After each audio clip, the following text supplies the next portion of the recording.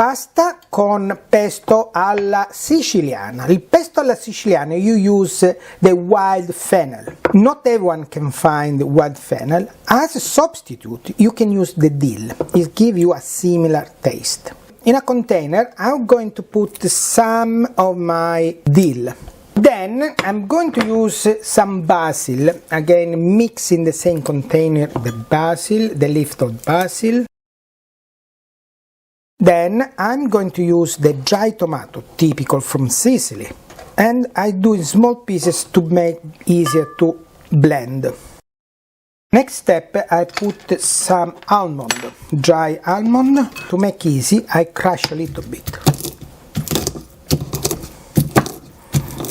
After the almonds are crushed, I mix in the container. Now I'm taking few cloves of garlic. I put in the container. Finally, I drop olive oil from Sicily, from my olive orchard. Put enough that we can blend nicely. Finally, I blend everything. After finish blending, I add a pinch of salt. How much salt? Depends on your taste. After we have had the salt, you try.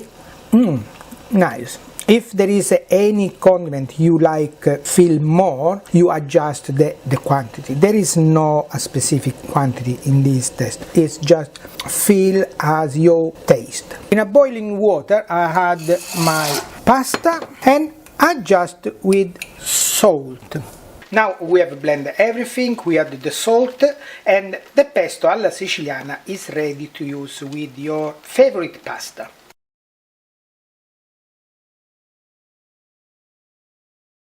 Add pesto in my pasta, my cavatiere.